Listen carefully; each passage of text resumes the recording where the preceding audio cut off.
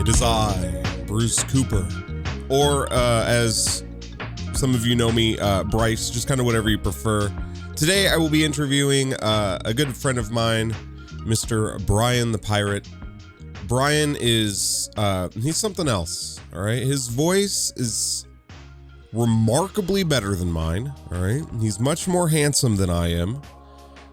He's a much more skilled game player than I am. He is a huge supporter of charitable causes.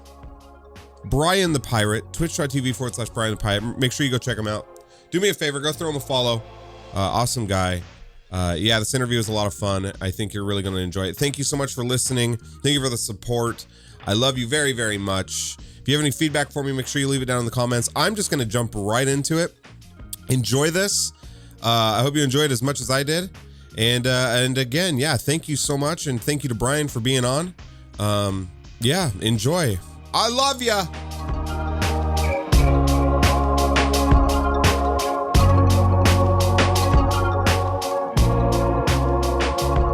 I am here with my friend, Mr. Bryan the Pirate, aka Bryan. Hi. Hi. Bryan. Hi. This is going to be a lot of fun. Thank you so much for taking the time out of your day to take part in another weird experiment that I am doing. I know this is probably kind of different. I'm looking forward to it. Thank you for having me. Yeah, of course. You sound so good. It drives me crazy. I get that a lot. Yeah, I bet. I mean, do people like so this is going to sound really crappy, or like I always hear guess who I always hear whenever I hear you talk. Jack Sparrow? Yeah. Yeah. Always. You should see me when I'm actually drunk and I'm like, what is this weirdness? And then people are like, oh my God, the hand gestures and everything, it all comes out. Yeah. Do you get that in your hometown? Do you get that even? I used to, when I was, like I said, when I was younger and went out a lot more often, I used to be like borderline alcoholic and go out drinking with friends and clubbing and stuff like every other night. So in those situations, people were like, oh, you remind me of Jack Sparrow kind of thing. It was always a cross between Jack Sparrow and Dylan Moran, who's an Irish comedian, stand-up comedian. I see. Funny. So I used to get that a lot.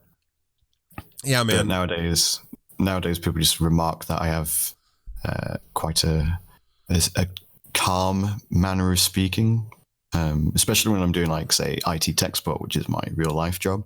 Right. People will just interrupt me fixing their stuff and they'll be like, I just have to say, you sound really nice. Can you like fix my things forever? And I'm like, sure. Yeah. You'll pay me, right? Yeah, exactly. That's funny. Yeah. So, how old are you? Can I ask? I'm 31. Okay. 31. I'm 32. So, and I definitely had a borderline alcoholic younger year where I would go out every other night as well. I wouldn't go like dancing or like out to like any clubs or anything. I would just go to a dive bar with a couple friends and smoke a pack of cigarettes. Yeah. I always refer to it as my rock and roll years kind of thing. Yeah. The better years, but I don't know. I miss it sometimes, but I don't miss it's my partying steeply decreased right as the hangovers incredibly increased. Sure. Like there's a definite like correlation between definitely the two. I think I hit 25 and that's when I started getting hangovers. Like prior to that, it was like, there is no such thing as a hangover. What are all you weak people talking about? Exactly. Kind of thing. And then I hit 25 and they started lasting until like late afternoon. Now I'm over 30. It's literally an entire day. Like if I stop drinking at 4 a.m, I am hungover until 4 the next morning kind of thing. Totally. Absolutely. Although one thing I have noticed, when I drink in the US, I don't get as hungover. Oh, interesting. I don't know if it's because I'm more proactive when I'm like at conventions and stuff, and I'm in beautiful sunny weather as opposed to the greyness that is the UK. Yeah. But whenever I go out here in the UK, I'm gone. The next day, you will not see me. I will be in the fetal position in bed perpetually. You know, it's just like no, not speaking to anyone, not doing anything, try not to throw up, kind of thing. Yeah, dude. Regretting all my decisions. And just praying to whatever being out there, just that I don't die from this. Like, that's me. Yeah, like, I'm just exactly. like, I'm going to die. Like, I just overdid it. I think it's interesting with like the conventions thing. I live in the States, and I completely agree with you. And I think, for me, like, I'm a lot more willing to push through the hangover and not focus on it as much, you know, or like do any, like when I'm hungover, I'm the type, I don't take any ibuprofen or any, like when I'm really hungover, I really don't, I'm so like, I don't eat, I don't drink enough water. I just fester in my own self-pity. And like at a convention, I'm not going to do that because I spent, you know, X amount of thousands of dollars to get there. Exactly. And you feel compelled to go outside. So if that means pounding a pot of coffee and taking 4 ibuprofen to get through my hangover, then so be it. I think even just being outside in like, I want to say clean air, but you never know nowadays, really, do you? But being outside in the air, I think, does actually make a substantial difference. For sure. But again, being in the UK, it's like, oh, let's go outside. Wait, it's wet. Everything is wet. Everything is grey. Let's not go outside. Let's stay inside. Whereas in California, when it's like TwitchCon, for example, it's like, oh, it's beautiful. It's majestic. Let's spend as much time as possible outside, kind of thing. I'm so happy they're going back to San Diego again next year. Oh, same. I loved San Diego for so many reasons. It was such a beautiful city. It's so good. And like it actually felt like a legitimate vacation.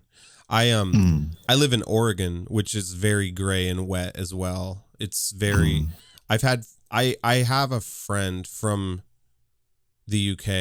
I can't remember. It starts with a G. I can't remember. Like he came to Oregon and was pretty disappointed because the weather was identical, you know, and like, you know, all jokes aside, but I'm lucky that I have a straight, like I can get to California in like 8 hours and enjoy the sunshine.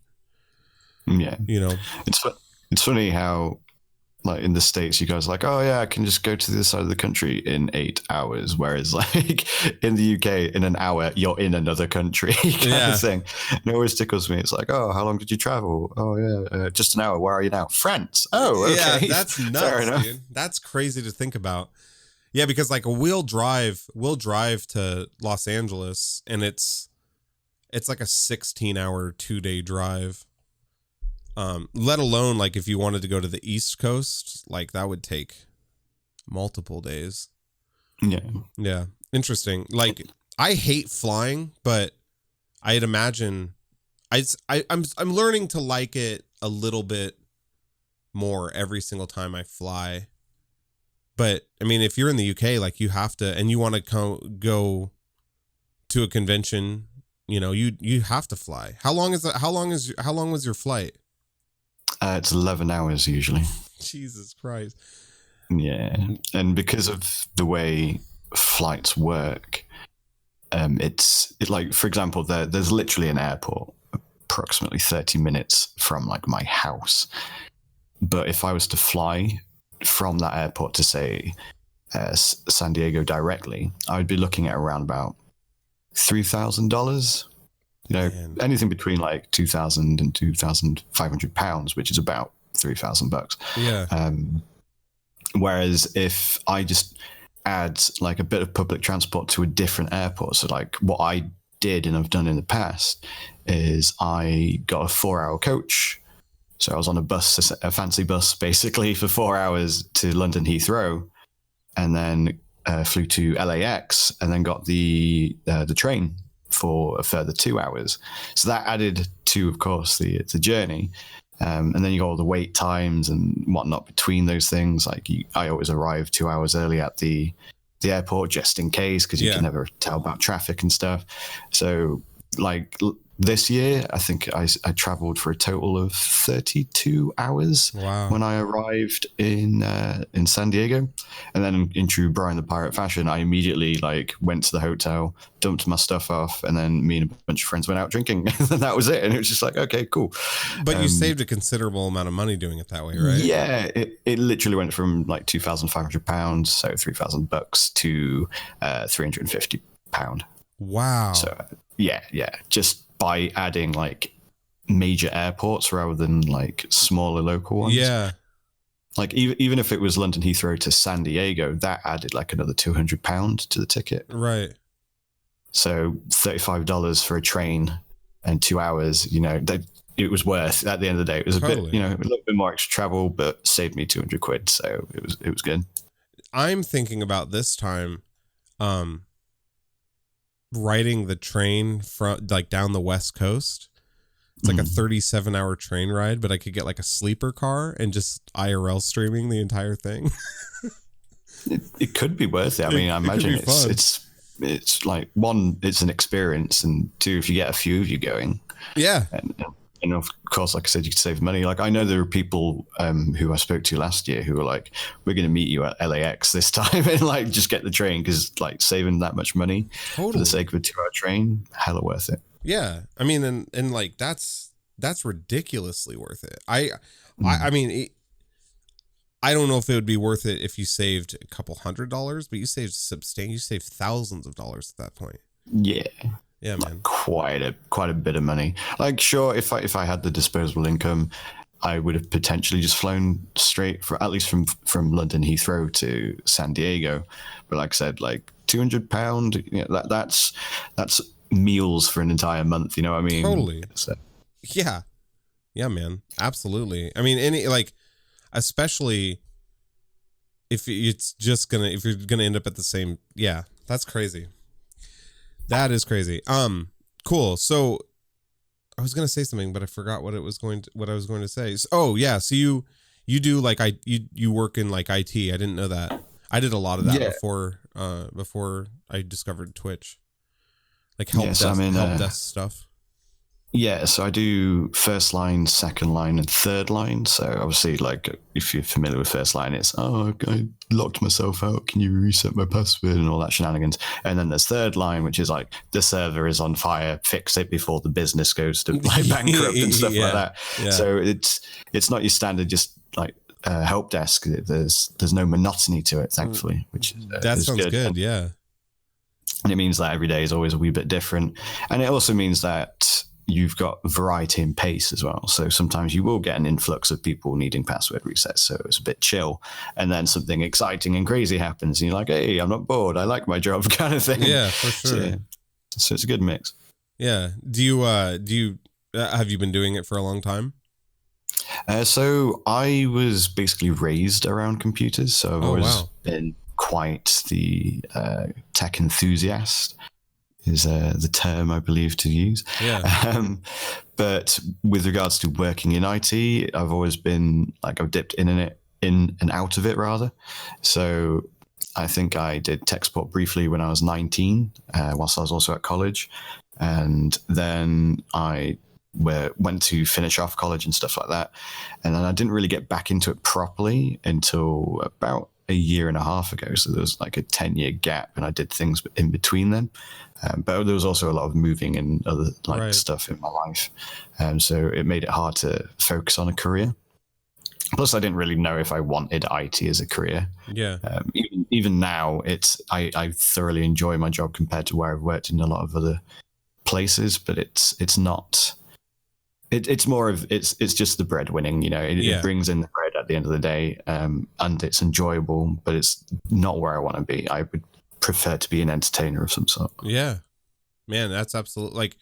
Do you want to be like if you could choose what you're doing? Would it be live streaming? Would it be acting? Like what would what are your dreams? I think that's important. I don't think enough people talk about that. It's funny because growing up, like I played instruments and stuff. And all I knew when I was younger, like I was good at like in high school we did like drama classes, so I was always like acting and stuff. I could even sing a little bit when I was younger. I've been in bands, and all I knew is that I wanted to be in front of people in some way or form, be it live and right in front of their faces or through the power of the internet like now, and know that I'm having a emotional effect on them that makes them feel good about themselves. So like I enjoyed acting. I was like, yeah, I want to be an actor. And then I enjoyed performing music, and I was like, yeah, I'd like doing that. And then like one of my jobs a few years ago, I had to do a presentation in front of 300 people on a stage. Wow. And my role was literally to be the beginning of this show, this convention we were doing, to be the person that lifts everyone up and makes them happy to be there, because it was kind of boring information thereafter. So I was like the hype guy, and I thoroughly loved that. I love the attention. I like being the limelight hogger, as it were. Yeah. But I also just love making people happy with my entertainment. So if I had to say now, I do thoroughly enjoy streaming. I love the community aspect of it, of being like this focal figure that has an influence on the community and controls like no, I don't want to say like beliefs or like anything like that, but makes people feel safe, you know, that they know they're in a safe environment, and it fosters the same kind of behavior. People look after each other and things like that. Like I've always said about my community on Twitch, it's very self-governing, and I like to think it's because they come to my stream and they're like, this guy's not a dickhead, let's hang out with him, kind of thing. And then they bring other friends who are like, this guy's not a dickhead, come hang out with these guys, kind of thing. And it's always grown. And like I've never had to get rid of any long time community members or anything like that, or ban them, or even purge them, unless it's like a joke.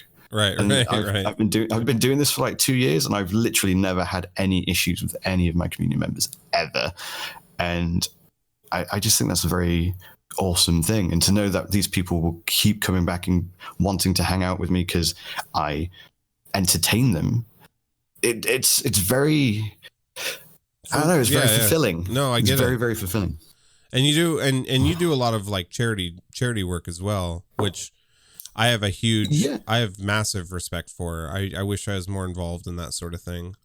I do very much like doing the charity stuff. I try to curb it down to only doing the 2 things a year though, because I don't want to give my community what I call charity fatigue. For sure. Because there's friends of mine in like friends of ours even who do charity all the time, and they're really good, and I love them for it.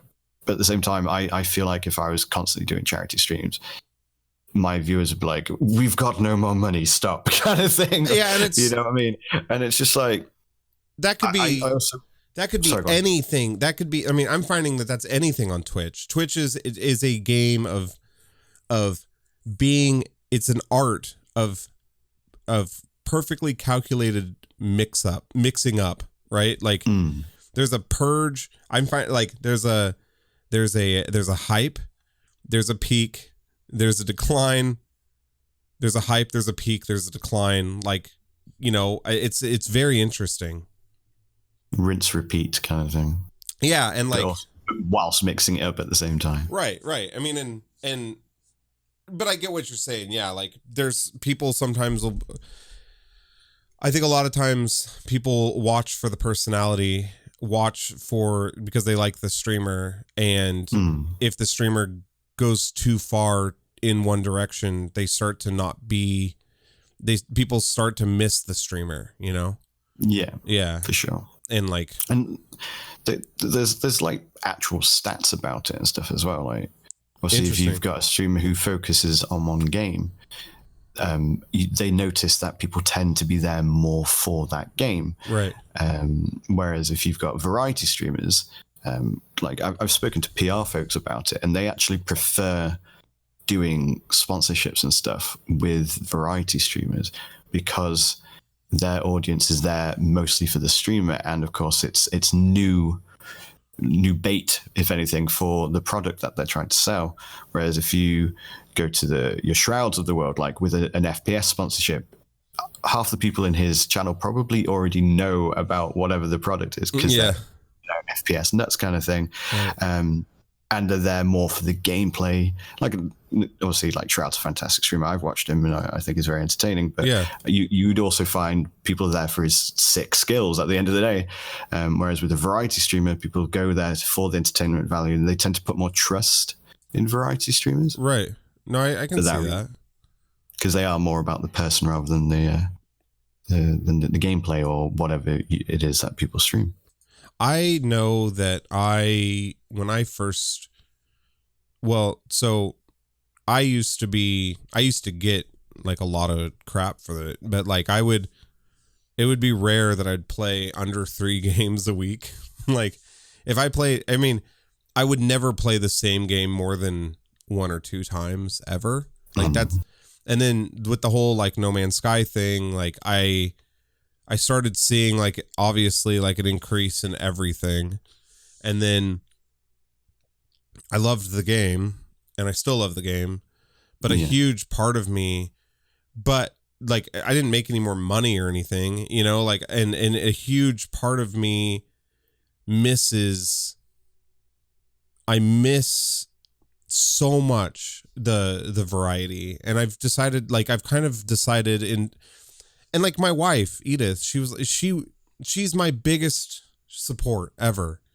She set me down and like put her hand on my leg and was like, I really miss you playing different games. And I was just I have to do that. And then it's weird. I started doing that, and like people that I haven't seen in 5 or 6 months are coming back out of the woodworks, and they're like, finally, like we're back on this, like, and I prefer that vibe to the channel, you know, than for sure. And there's always that fear of sticking with one game as well. Totally.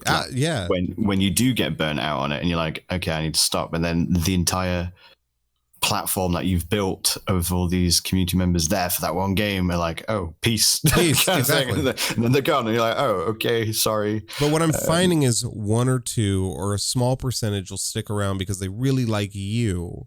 And like, that's what's important, you know? And like, I get it. Like there are people who find almost a nostalgic feel in me playing No Man's Sky. Like it goes together like peanut butter and jelly, you know? And like, I get that. Right. And I get it. And I'll always play it. But when there's, 6 months without an update or a change, it's kind of like, and Red Dead Redemption 2's coming out and you're just like, man, I really want to play that. You know what I mean? Like it's hard. There is so many games in the past like 2 months alone, and then there's more coming. I know. Just endless games. I've had so many games like given to me for free through like various PR companies, and I've got to finish like 4 of them, and I've had to turn people down, but like, no, I'm sorry, because obviously when I get a game for free, I feel obliged to obviously play it because they did this nice thing for me, right. And I've actually had to be like, no, please stop giving me games. I need to finish the ones I've already got, because I don't want to just be like, yeah, sure, thanks for the key, and then not play it for months, and then be like, oh, by the way, I played that game you gave me like 6 months ago. I've done that. Made the mistake of doing that. I don't get a whole lot of keys anymore. I should have taken that advice when I heard it the first time. But yeah. Well, what? To be fair, when you like it first starts happening and you start getting these keys, you do end up being a kid in a candy shop kind of thing. Totally, you're like, man. Games for days. Yeah, sure. Give me all the games. Yeah. Wait, I do owe these people for this kindness. I've never burnt a bridge that way. I just am a little bit more self-aware now of what I'm doing when I receive something for free. Yeah. Well, that's good. Just bear with me a moment because my battery's about to die in my headset, so I just need to swap it out. Yeah, no worries. I've actually got a buddy.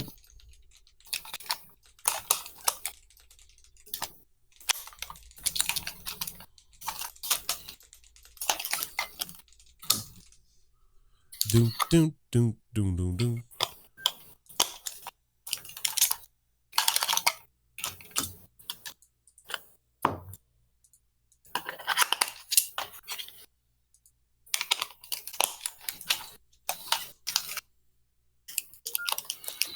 Sorry about that. Oh, no worries. I've got these Steel Series Elite things, you know, like the Arctis Pro wireless. Words are hard. The generation before that. And they've got these little plastic covers and lithium batteries in them. Yeah. And they just refused to come off just then, so I couldn't get the damn battery out. Did you get it? Were you able to get it out? Yeah, I have now. Yeah, so I've got a fresh battery in now. Interesting. I have never owned. Well, sorry, I had a pair of Astro A40s. For headphones for me, I have never had a desire to have any sort of like fancy. Like I've never had a pair of like wireless headphones. I'm not sure why. I've just always had the headphones that I plug in. I've never really. I mean, if it wasn't for VR, I probably wouldn't have wireless either. It is more because I do play a lot of VR, so it's almost a necessity. Right. I like that they're expensive. There is a distinct difference in quality. Right. Like these were around about at time of release about $300. Oh wow. So like the for doing Movember last year, HyperX were very nice to give a bunch of us through Movember HyperX Cloud S's, I think they're called, or Cloud Alphas, which are really, really nice, and about 70 to 80 pounds, so about $100 each. Yeah. But they're 2.1 oh, I see. stereo as opposed to 5.1 surround like these. And I listened to them. I was like, yeah, these sound dope. And then I put my surround sound ones back on, and I was like, wait, there is a difference, quite a difference at the same time. But at the end of the day, like $200 or £200 is going to make a difference in technology, isn't it? Yeah, I mean, for sure. They're going to be able to put like better drivers. Is that the correct term? Yes. Yeah. What's your, okay, so I got a VR headset and I never use it. I got the Valve Index. What? I love you. I've never. Let's be friends. I know. Like people seem to, but I love it. I'm not going to lie. When I first put the VR headset on and I started playing Beat Saber, Bryan, it's going to sound so weird. Okay. But just bear with me. It made me so overwhelmed that it made me cry. And I've talked about this with friends before. And I think what happened was I felt, for the first time, I felt like true immersion. Yeah, for sure. I felt like I was in I felt like my house just got another room somehow or something. It was wild. It made me very emotional. VR is huge. Like whenever, like especially when it was first coming out, obviously being a tech enthusiast, I was an early adopter, so I bought it pretty much on release, and I was like, I need to try this. And you'd see like comments online and be like, oh, it's just a fad, you know, we did VR before. And I was like, 20 bloody years ago. Yeah, with the little VR. Changed. Yeah. I was like, there is no one who dislikes VR. You either love VR or you haven't tried VR. Yeah. That's it. You might be like speculative about it. You might be like, oh, I'm dubious as to whether it's good or not. And then you try it and then you're like, okay, it's the dog's bollocks, you know, it's good. It's good. Yeah.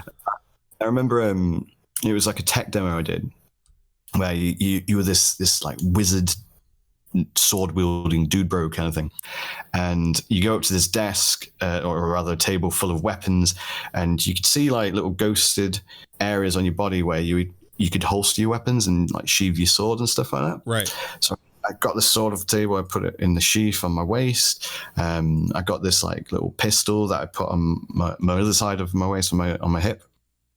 And then there was this bow, and I picked up the bow and I was like, where the hell do I put the bow? And I was like, oh, maybe it goes on my back.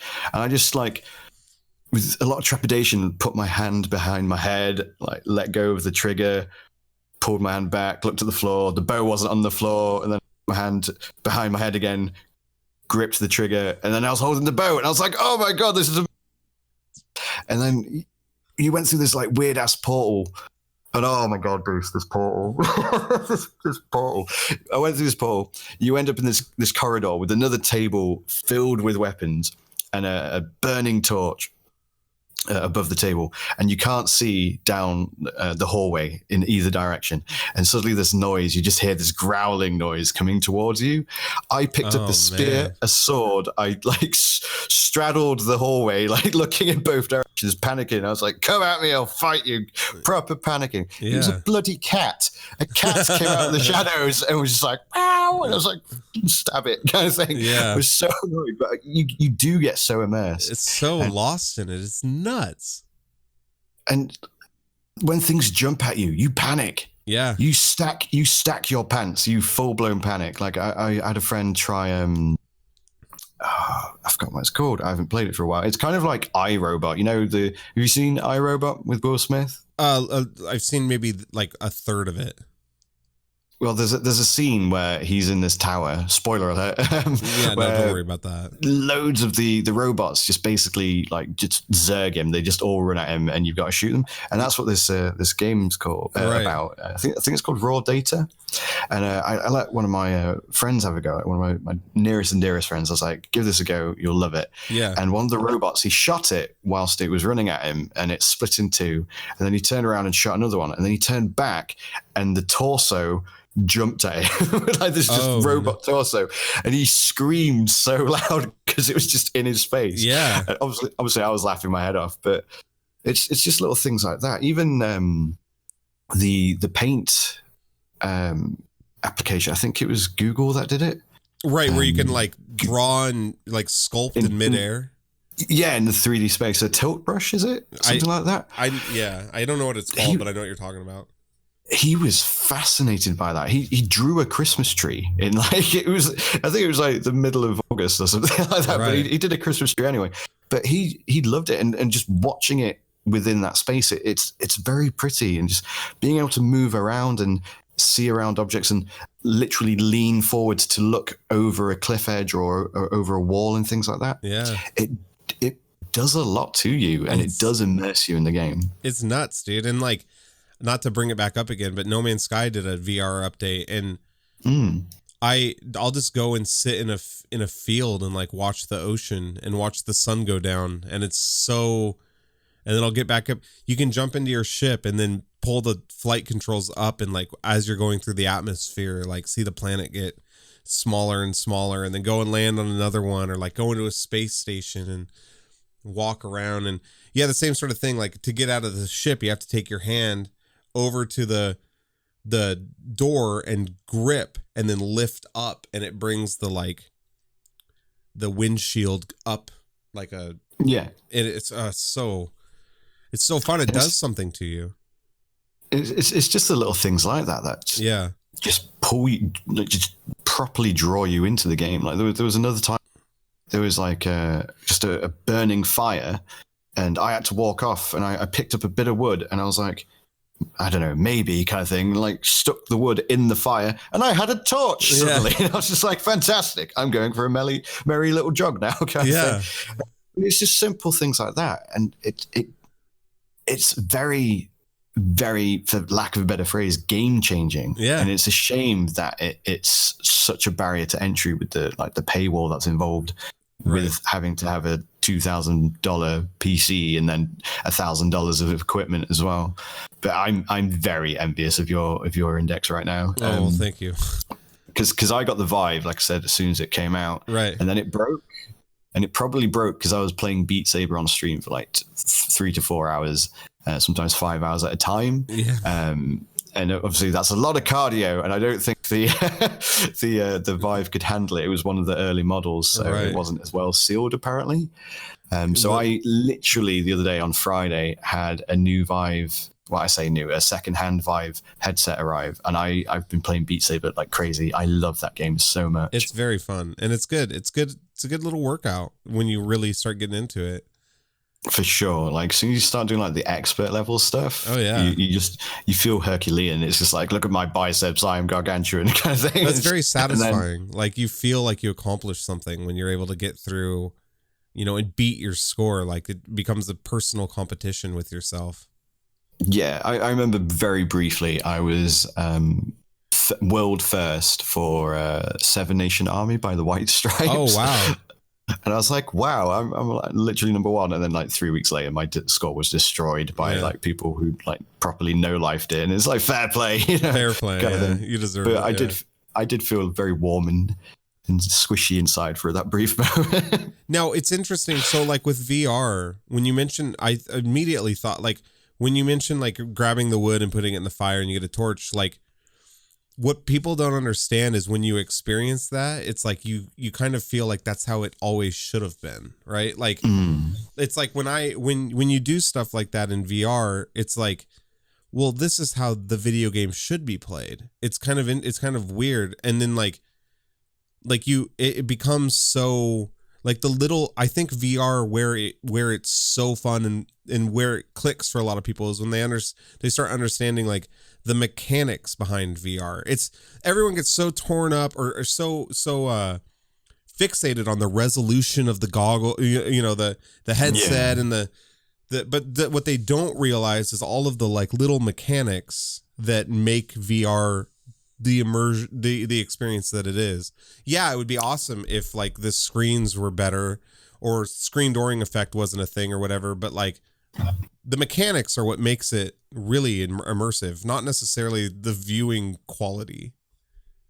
The fact that you are actually in the game. Yeah, exactly. Like you're not a first person view of a 2D image. You can actually look around someone by bending around and actually articulating movement and things like that. And it's I don't know what it is. Like obviously I will always have this appreciation for, you know, a game on screen, like your isometric hacking slashes like Diablos and stuff like that. You know, they have to be in that format to be as good as the games that they are. Yeah. But when you're looking for a very immersive experience in terms of like storytelling and things like that, there's just something very different about actually literally being in the game and being that character, not controlling it with thumbsticks or a mouse and stuff like that. In an odd way, it feels like you're taking a break from the game in a weird way.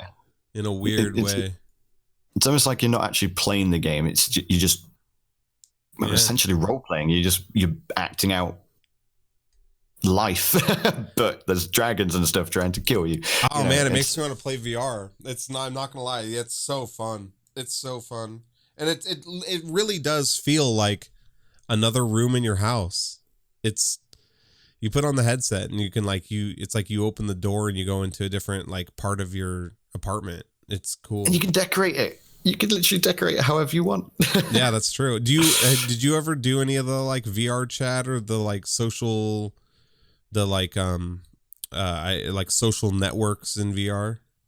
I was going to give it a go. I was like, when VR chat exploded and became crazy popular, I did want to jump on that bandwagon, but that's also around about when my Vive broke. And I was like, sad face. It was also really weird as well. Like, weird.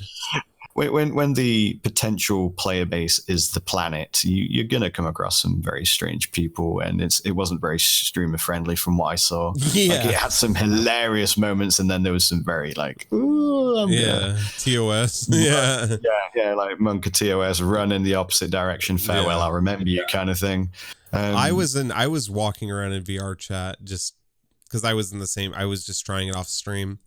And there were entire like rooms where people just slept, and it was so interesting because you realize that like people are given this opportunity, right, to have a VR headset and socially interact. You're gonna get people who spend 24/7 in it, and yeah, for sure. And like people are doing that, and I don't necessarily I don't subscribe to that's a bad thing sort of. Yeah, you know, I understand. And I think people having the option to like make friends and talk is a good thing. Do I think that people should go outside more? Absolutely. Myself included, 100%, right? But like, I don't see it as, I see it, it's more interesting to me, kind of like, you know, what that world's like, you know, because VR is bigger than I think myself, probably you, most people realize. Like VR chat is a very, I think it's a very powerful thing. I'd be interested to see. I want to spend more time in it just to kind of see what it's like. Well, at the end of the day, like, we form bonds with people over the internet already. Like, we as streamers, we as gamers, we as people who are in a chat room, you know, look at friendships and stuff made on Twitch. Like, didn't you meet Ethel through Twitch? No, she was she trained me at work. Oh, okay. It's a whole other story. Yeah. But at the end of the day, there are like relationships that have blossomed, be it friendships or more intimate relationships through the internet. And there are people who I've met through streaming, through gaming when I was a wee bit younger, like back in my teens, who are some of the most cool and awesome people I know. Right. Like I've always been quite the social butterfly. So like I said, I would have these online friendships and relationships, as well as like partying with people in real life and quite social. But there are going to be people who can't really deal with the outside world but still make these really cool friendships online. And being able to do it in a VR space, that makes it feel just that little bit more real. Right. Less text on a screen. You know, all the power to them, as long as it's not affecting their actual health. Yeah. It's like the meme, just let people enjoy things, you know? Right. It's weird. But it is kind of, weird is the wrong, I get it, I think is what I meant to say. Like, I get both sides of it. And it's alien. It is. It's different. It's alien, right? And like, if I tried to explain that to my folks, they'd be supportive, but they would definitely be concerned, you know?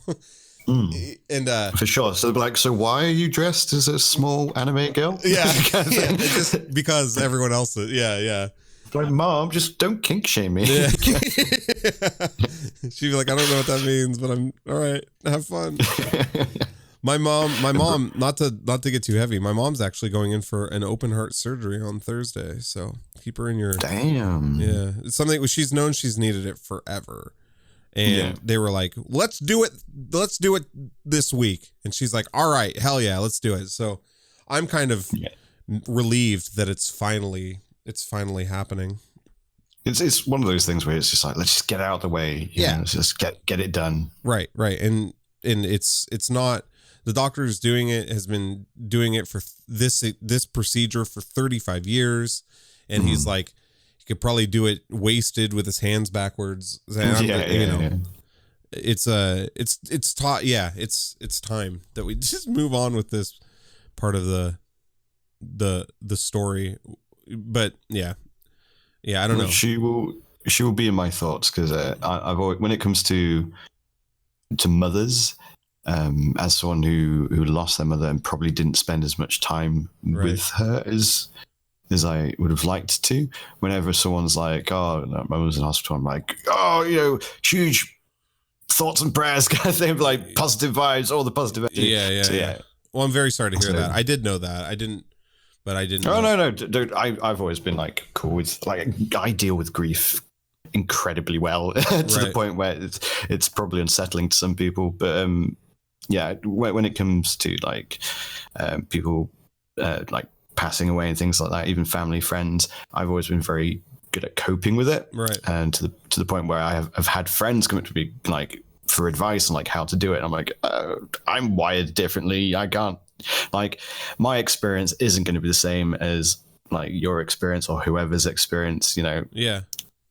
Sure, we're all grieving in some way or form, right? But we all grieve in way different ways. I can't say, oh, I feels, because that's bullshit. I don't know how you feel. You might be really stoked about it for some bizarre reason, you might, you know, or you could be like in the most worst state of your life because of how it went. For me, I you know, necked a bottle of brandy with my friends, told stories the night it happened, and then I went to work the next day and got on, kind of thing. So I know, like, that's absolutely true. Like, my brother handles grief way better than me, so much so to the point where he's like a counselor for it. He's like a grief counselor. He helps people who are experiencing. So that's always nice to have, you know, like, if I know that, and I tend to, in a weird way, I like to surround myself by people who handle things better than I do.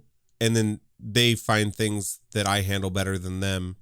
And I guess that's called like a support group network. I don't know. Or a friend. I don't know.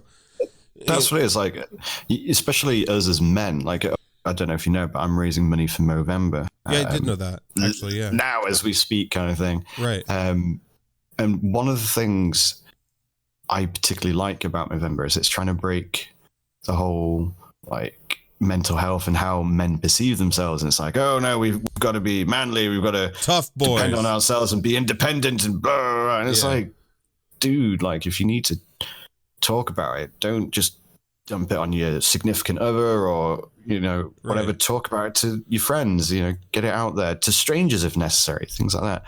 So it's not a bad thing to have the support network, as you say. Like, don't be incredibly dependent on everyone but yourself, of course, because, you know, you've got to look after yourself in some way or form. Yeah. But yeah, it's good to have those friendships where you can talk to people for either advice or just a shoulder to cry on sometimes. Yeah. Or someone to hold your hand whilst you go through the dark tunnel in the crazy theme park of grief or whatever, you know? Yeah. It's a good thing to have.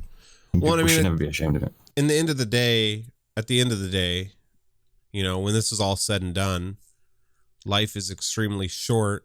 And I think we are given the opportunity every day to make of it how we want. And you should never feel ashamed for wanting your life to be as good as possible for you, right? You know? Exactly. I think, so like, not to not to divert too much here, like Movember, no, we hear that a lot. What is that? Am I not supposed to shave my face? I shaved my face. What is this? What am I doing with, what's the deal here? Movember was originally started in Australia, and then it came to the UK really quickly from what I recall. And I think it was originally just two blokes in Australia who were like, we don't usually have mustaches. Let's just grow a mustache because we might look a wee bit daft in front of our friends. And, you know, raise money doing it. And then it grew so much more since then. Right. But the idea is you grow just a mustache, hence the name Movember. You know, Mo is mustache. Allegedly short for mustache. Yeah. I see. Okay. So obviously with myself, I shave off my entire beard because I perpetually have this goatee and a chin strap sometimes. So for me, it comes completely off, and then I just grow a mustache until the end of Movember. I see. Whereas some people, they just can't grow a beard or a stash, and they'll try their hardest to just a bit of fluff on their the top lip. But at the end of the day, like, it's the effort that they're putting into it. And to some, obviously, it doesn't sound like a lot of effort. Like, oh, you're only growing a mustache, but you've got to go outside. You know, you've got to be seen by people with this thing on your face. Right. So, you know, it can be quite intense in social surroundings. And I think people ask, why are you growing your mustache? Like, what? Why did you? I think bringing it up via a change of your look is important too, right? And it is incredibly noticeable. Like, I shaved everything off on Friday and Friday evening, and then went into work today. And people literally would have double takes because there's people at work who have not seen me without a beard before. And obviously everyone else has seen me with a beard for an entire year. And then suddenly there's this weird white boy just walking around the office like, who the hell is that guy? Yeah. Like, people would literally look and be like, is that Bryan? I think it's Bryan. But then that gives the opportunity to be like, I'm doing this for Movember, and like it's like a men's mental health thing, and exactly, it's like the icebreaker. People talking about it. Yeah, exactly. Yeah, for sure. That's. I mean, you occasionally get people going like, "Are you in porn now?" And it's like, no, it's just a mustache kind of thing. But it's a really good cause. It's one I'm particularly fond of. Like I said earlier, I don't like doing too much charity stuff. I do St. Jude at the beginning of the year during the Play Live season usually, and then I do Movember, and they're like my chosen charities. Right, right on. Bearing in mind, I've like worked for charities before and stuff as well. Like I worked for UNICEF, I worked for the UK version of Shelter, which was a homeless charity. Right. So like I've always been relatively like had a toe in the water of the charity industry, as it were. But I just have a particular fondness for those two charities. Well, dude, St. Jude, I mean, like, I don't know anything about a lot of charities, but St. Jude has always been, my mom, I remember I was telling my mom, I was like, I want to be more charitable. And she was like, well, St. Jude's the one that you need to be in, you know, I don't know. They're just doing amazing stuff. For sure. Like in a lot of ways, St. Jude, excuse me, like Zach and Jason and that, they're like pioneers of the charity space when it comes to like getting streamers involved. Yeah. And I see a lot of other charities like, wait, they're getting like so much awareness like put out there and so much obviously donations come in. How are they doing that? It's like they're interacting with these people who interact with hundreds of people or thousands of people. Yeah. And do it bloody well kind of thing, rather than just some bloke in the middle of the street with a bucket going, you know, spare change, please. Right. It doesn't feel charitable. It feels cool. It feels like it's like it doesn't feel charitable. It just feels like the right thing to do. And yeah, I think people don't realize, like, it's an interesting segue. I feel like now a lot of companies are finally starting to, or a lot of traditional anything is starting to realize how passionate like streamers and people who play video games are. Like, they tend to be really passionate people. So they're really good people to be friends with if you want to, you know, promote your thing. You know, they're just, I don't know any people who stream on Twitch who aren't extremely passionate about just anything. And like, I think that comes hand in hand with Twitch. Like, at the end of the day, you could go into a stream of someone who's relative, and you can probably work out if they're going to make it or not. You know what I mean? Because everyone gives it a go, but if you don't have that passion and drive, people are just not going to stick around because they're going to be bored and they're going to toddle off to find something else. Yeah. So, and then of course, like I mentioned earlier, you grow these communities and people trust you, and and if you go, right, I like this charity, this is why, people go, I believe him. Let's give him let's donate to the cause because we this person.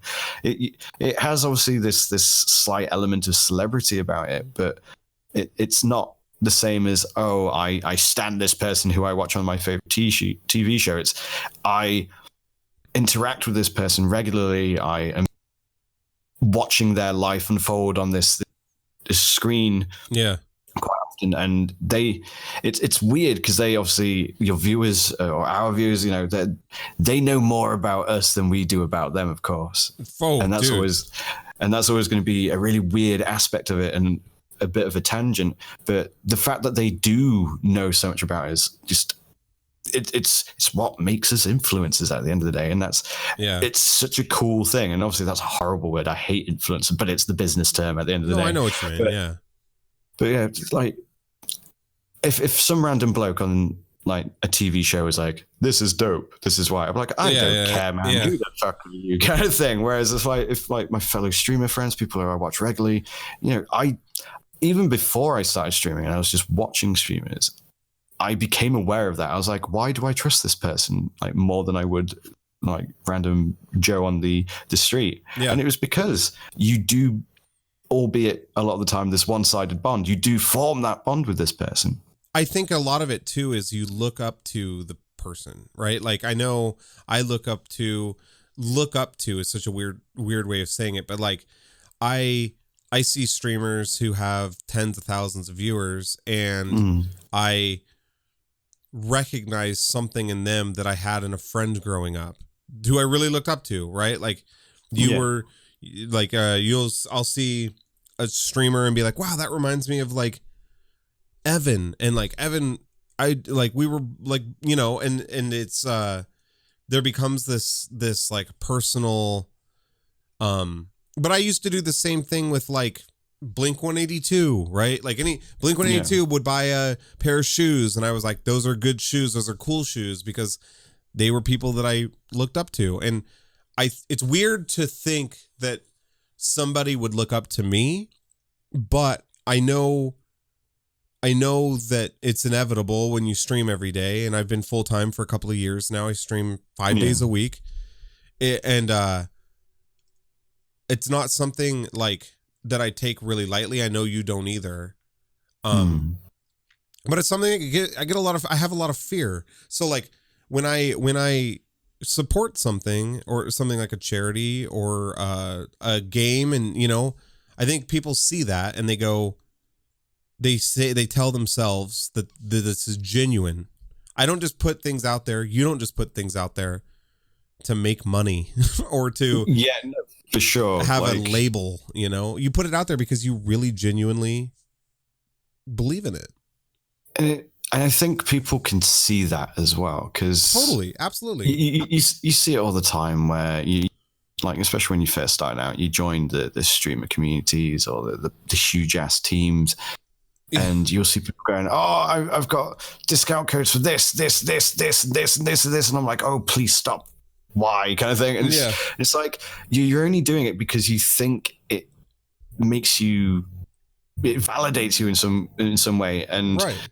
One, no one's buying your shit anyway, so calm down. And two, you're just throwing this huge net, catching anything you can, and then people are like, "Well, you're only doing it because you think it's going to at some point make you cash." Right. Whereas I, on the other hand, I've had folks approach me, and I've gone, "Cool, I'll have a look at your product," and then I've gone, "Nah." And even if it's been like quite a beneficial deal for me, I've still gone, nah, because I know if I was like, "Yeah, buy this thing," like waving this flag of advertisement, my viewers are going to go, "Bryan, what's this bullshit?" You clearly don't like what you're selling here. Yeah. And even the companies I associate with, there are brands that I like their product, but I don't like some of the way they run things, for example, or the pricing methods and stuff like that. And if they were to approach me and go, "Yeah, we want to do a sponsorship with you," I would be like, "You know what? I like your stuff, but I think you're way overpriced," for example. And I don't really want to, be out there pretending to agree with you as a company in front of my viewers when I think they're going to be getting themselves ripped off buying your stuff. You know what I mean? Yeah. Things like that. And I am very, very picky with who I work with. I had a toothbrush company tell me. I heard about that. So many people got that, and I was like, "What the fuck? Yeah, like, why toothbrushes?" They were like, "We'll send you some toothbrushes," and I was like, "Okay, cool." And I tried them, and I hated them, but the deal was really good. It made sense. Like I could have made a good amount of money. I said no because I didn't like the toothbrush. I was like, I don't really like the way I don't like it. I'm not going to use it. I did it all on stream, and I got an email saying that it was in my best interest to not turn it down based on the size of my community. And I just politely said, you obviously have no idea what my best interest is. And I never heard back from him again. It was ridiculous. That's just immediately like sketchy as well. But I took an underwear one because I've worn the underwear for 10 years before that, and I loved them. And every single person that bought a pair loved them, even though they were a little bit, they're expensive. And I made a significant amount of money, but it didn't feel like it because I'd been wearing MeUndies for years. I was stoked on that opportunity, but that whole company that worked on that, so I'm not going to say any names or anything, they all shut down, and I don't know if they really had the best intentions, but I still have people I talk to at MeUndies who are, we're working on some new stuff and might figure something out in the future because I really did love them. I loved them. Yeah. It's a shame. And it's like you said, like, obviously naming no names, but some of the PR companies that come and approach us, I'm just pretty bad. Like, I got friends who are like, "Oh, I work with X, Y, and Z," and I'm there going, "I wouldn't." And they're like, "Why?" And I'm like, "Here's a long list of reasons why." Yeah. And they're like, "Oh, but it's money I wouldn't have," and it's like, and there's also integrity that you no longer have, kind of thing. It's like, I don't know. There's a lot of PR companies that they're not even PR companies.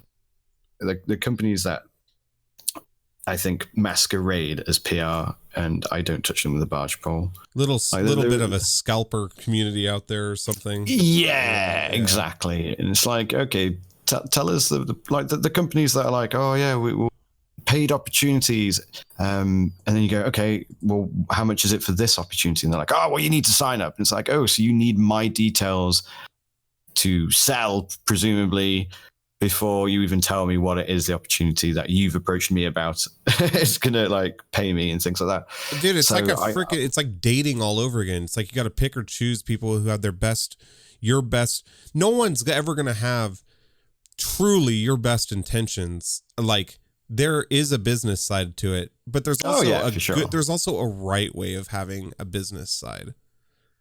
And especially in this industry as well, where, you know, if you do wrong by someone, everyone will know, kind of thing. Like, and making friends is the right way to go. Like, obviously you've got networking, and networking is great and everything, but actually making proper friendships with these people that you are going to be working with probably for a long time is in your interest. And then people will be like, oh, well, you know, I met Bryan the Pirate. He was sound, you know, he did things right. Seems very genuine and very sincere. Gets quite drunk at parties. It's great. Kind of thing. Yeah. You should meet him, you know, maybe drop him an email. And that stuff matters. It's the best way of doing it. For sure. Like I've been to like mixes, and they'll be like, oh, I like worked with this guy, and you know, people do talk about it. It's like, yeah, he was a massive knobhead, and it's like, okay, let's stay clear of these people, because I'm gonna, you know, I take these opinions seriously, and the people I've become friends with in the industry in one way or another, and I tend to trust them. So if they say this guy's a bit of a dickhead, I'm gonna stay clear of him, kind of thing. I hope no one's called me a knobhead. I'm sure they have. No, they haven't. You are a majestic princess. Oh, Bruce, well, thank you. I make back to you. Same with you. Your little diamond in the rough. You are the best cow on all of Twitch. Okay, that was one day. All right, that's all it takes. Yeah, that's true. But you also were the girl from Frozen, so I was Princess or Queen Elsa. Yeah. Dude, that was on front page. That was hilarious. Oh, you were on the front page for that? Yeah, wow. I was rough. a mustached Princess Elsa in front of 3,000 people. It was a giggle. It was easily one of the most fun streams I've ever had. Oh, for sure. I had the opportunity to be on the front page, and I had no idea what to play, so I played Sea of Thieves, and boy, oh boy, was that a shit show. But yeah, that's crazy. That's awesome. Yeah, this year, if all goes well, I will be cosplaying as Shrek, doing the Shrek movie in Beat Saber. Oh my god! So like not songs like one after the other, the entire actual movie in Beat Saber. Yeah, which is 83 minutes long. So basically doing like an 83-minute song. What? Yeah. Right. Well, was cosplaying as Shrek. We're at the end of our time, so where can we watch this? So this will be on twitch.tv/BryanThePirate. All right, perfect. And if somebody wants to reach out to you, what's the best way to do it? And if people want to reach out or just follow the musings that escape my brain, it is on Twitter @BryanThePirate or on Instagram @BryanThePirate as well. And it's Bryan with a Y. BRYAN, the pirate? That's right. That's correct. All right, perfect, man. Hey, it was so much fun. Thank you so very much. Is there anything you want? If somebody is wanting to start streaming or wanting to, you know, get out there or just do something different that they're currently doing, what do you have any closing advice for them? Be genuine. Like, be as genuine and sincere as you can. Like, don't fall for the trap of like follow for follow.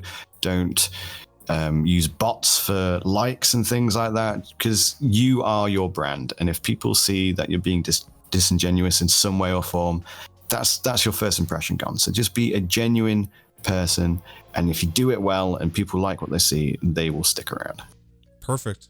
I love it, dude. Thank you so much for taking time out of your day. I'm sorry the mix up in time earlier. Bryan stuck around for almost an hour because I couldn't figure out if I was in Pacific time or Mountain time or what the hell was going on. So thank you very, very much for being patient with me. I really appreciate it. I appreciate you. No problem, dude. Like daylight savings time is the devil, and it's been an absolute treat. I've had a great time. Awesome. And, it's always a pleasure to hang. Cool. Well, stick around. I'm gonna turn the recording off here, and yeah, thanks again. I really, really appreciate it. Go give Bryan a follow. Go check him out. He's obviously an awesome person. Thank you. Thank you. And thank you for listening. I had an absolute blast on this one. Bryan was a lot of fun. Again, make sure you go check him out, please. Twitch.tv/BryanThePirate. It'll be down in the description. Go follow him on Twitch. Follow him on Twitter. You know the deal. Thank you again for giving this episode a listen. Thank you for giving me a chance in the billions and billions of other podcasts out there. More episodes coming out soon. If you have any feedback for me, leave it down in the YouTube description or the YouTube comments. You can always email me to hi@brucecooper.tv. You can, just reach out to me. If you want to be on the podcast, reach out to me as well. I've been having a blast doing these, so I'm going to keep it up. And thank you. Do not work too hard. Take care of yourselves. Take care of one another. And I will see you on the next one. I love ya. Thank you.